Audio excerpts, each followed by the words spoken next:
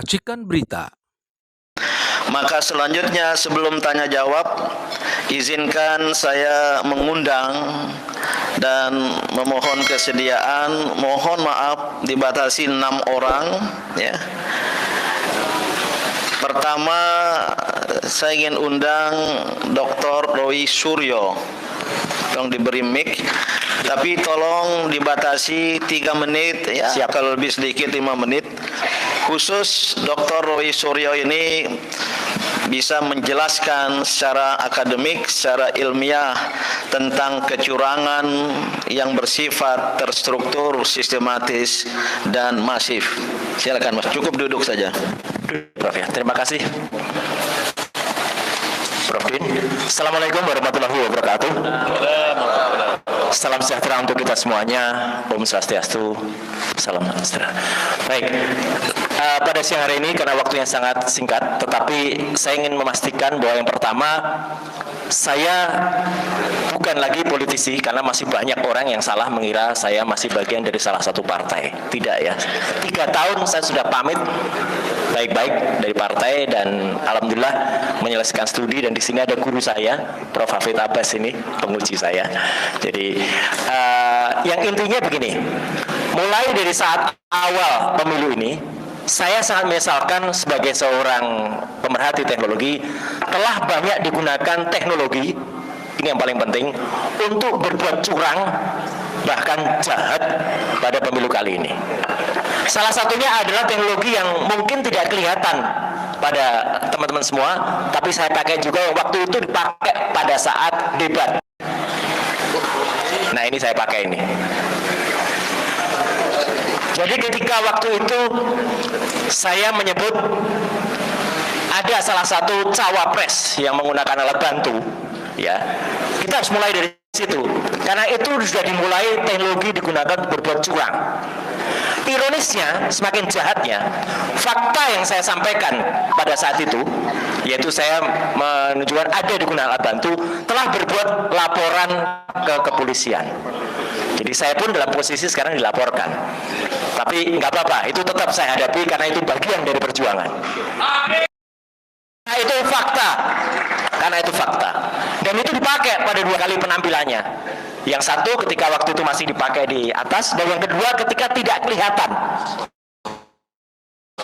Seolah-olah tidak kelihatan karena disembunyikan di dalam kerah bajunya, kerah jaketnya. Alatnya ini wireless, jadi nggak kelihatan kalau dipakai, dia tidak akan kelihatan. Dimasukkan dalam kerah bajunya.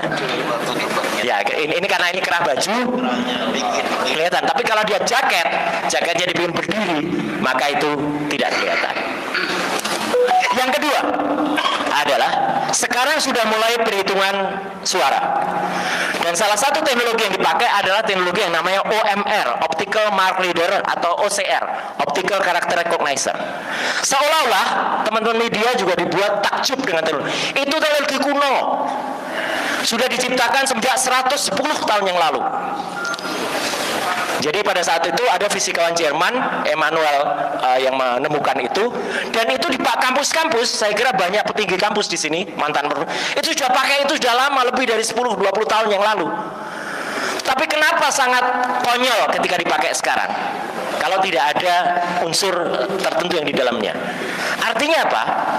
Teknologi yang dipakai OMR atau OCR itu biasa, itu dipakai untuk memindai. Dan ini sebenarnya simple kalau terjadi kesalahan. Kalau ada 1 dibaca 4, dibaca 7, itu normal. Tapi di sini terjadi sebuah automatic algoritma otomatis yang bisa membuat atau menambah 48 jadi 748, 51 dari 951. Padahal sederhana. Prof Din misalnya dan bapak-bapak ibu lain. 1 TPS itu sebenarnya maksimal 300. Kalau dikasih alat automatic cutter lebih dari 300 selesai sebenarnya. Itu tidak dipakai. Dan di kesempatan ini dengan segala hormat saya mengajak pada salah satu kampus ternama di Bandung untuk buka suara.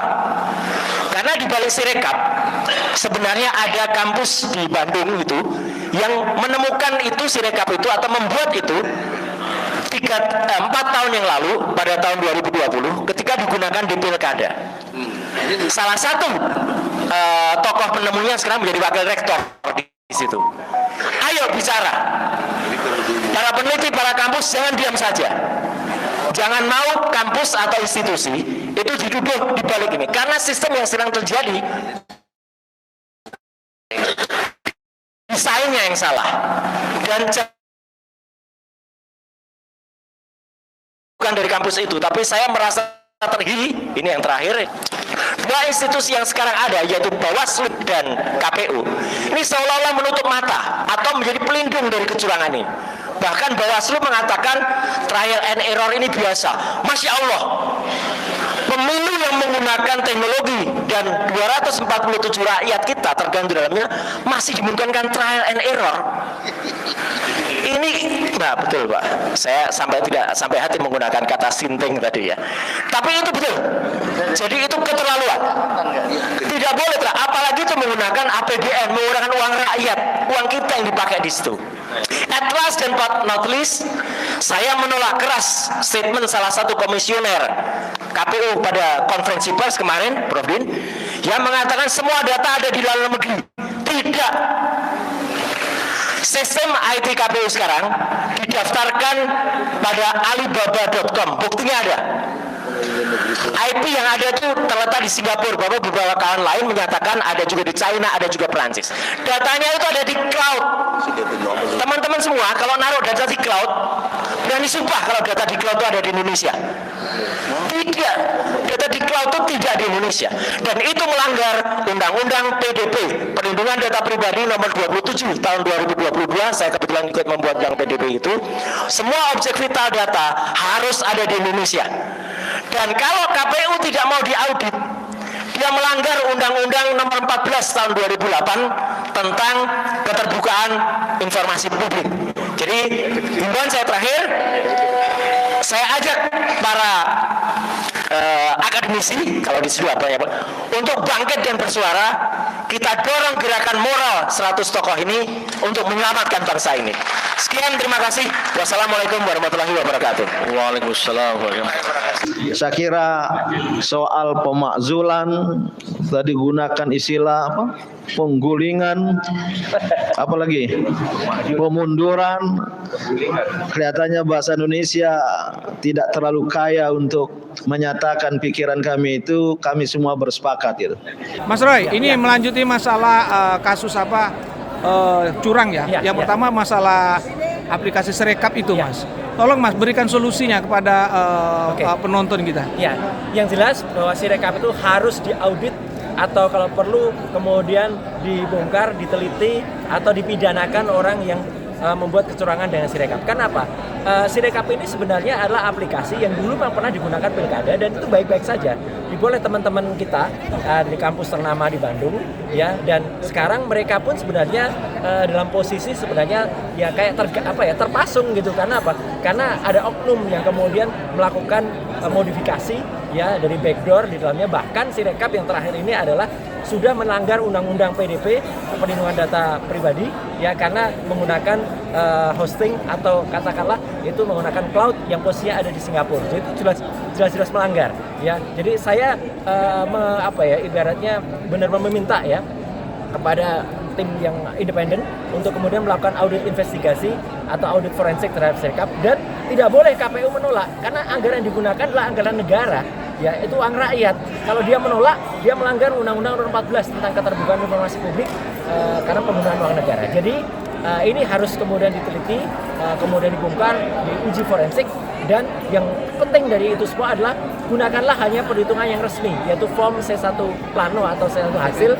Itu yang harus dikawal sebaik-baiknya dari 800.000 sekian TPS di seluruh Indonesia, dan itu yang kemudian digunakan sebagai hasil resmi. Mas, bukankah Undang-Undang PDP baru berlaku 2 tahun lagi, Om? Betul, tapi ibaratnya meskipun Undang-Undang Nomor 27 tahun 2022 baru berlaku 2 tahun lagi, tapi ibaratnya kita sudah tahu bahwa itu akan dilarang.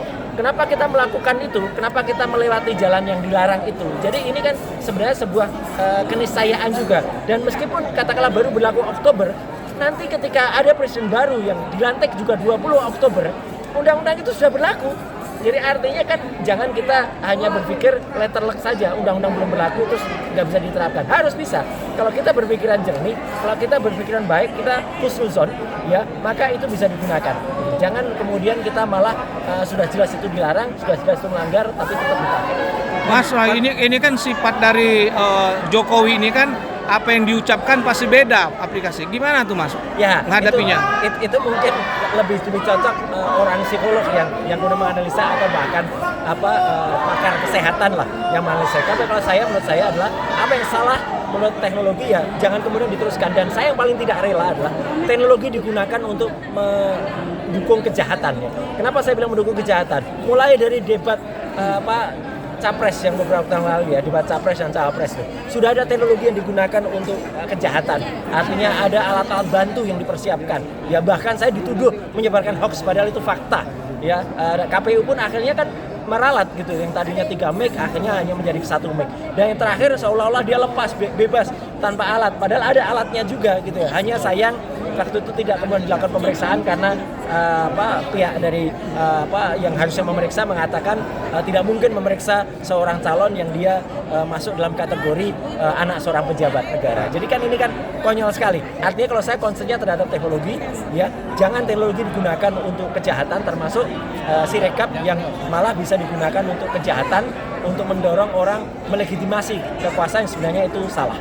Jadi Om tadi menghimbau orang yang dari ITB itu maksudnya peran dia apa nih dalam gini jadi saya justru membela kampus ternama dari Bandung itu untuk apa? Untuk ikut bersuara. Jangan mau kampus dari Bandung itu yang sekarang malah menjadi ejekan di sosial media gitu. Karena dianggap ikut di dalamnya. Karena jelas kalau dari kampus saya kira murni lah baik, tapi kemudian karena dia mungkin kepala timnya itu sekarang menjadi pejabat di posisi rektorat ya, mungkin dia agak takut gitu. Ayo jangan takut, bersuara, karena kalau bersuara Anda ikut meneriakkan, Anda ikut kemudian memurnikan kembali gerakan ini, sama seperti para tokoh, para rektor, para profesor-profesor dan para guru besar, para doktor di seluruh kampus. Ayo bangkit lagi gitu. Jangan kemarin sudah menyampaikan sikap kemudian berhenti. Jangan, gerakan kita belum selesai, gerakan kita masih panjang, Indonesia masih harus kita perjuangkan. Yang maksud itu ketua tim itu yang membuat Sirekap di tahun 2020? Ya, jadi dia yang membuat ketuanya. Jadi ada tim dari kampus ternama di Bandung yang sempat membuat itu dan waktu itu digunakan pilkada, dan sekarang program yang sama dipakai, tapi ada beberapa penyimpangan kalau menurut saya, karena satu menggunakan cloud di Singapura, menggunakan cloud Alibaba. Kalau dulu malah enggak, kalau dulu ada internal di dalam negeri, sekarang dipakai. Tapi kan namanya masih tetap nama yang dulu timnya. Jadi artinya kasihan. Saya justru bela teman-teman dari Bandung itu, ayo ikut bersuara gitu loh, untuk menyampaikan sesuatu yang benar dan dikoreksi, dan kemudian melakukan, kalau perlu malah lakukan sendiri audit investigatif yang ada audit forensiknya, dan KPU harus bisa terbuka menerima ini. Artinya yang membuka aksesnya itu bukan dari kampus itu dong? Ada oknum. Saya melihat, saya menyatakan ada oknum. Tapi apakah dari tim itu juga? Nanti akan terlihat pada saat audit forensik. Oleh karena itu harusnya yang bikin juga bersuara dulu betul, gitu ya? Betul. Okay. Jadi ini justru saya bela mereka.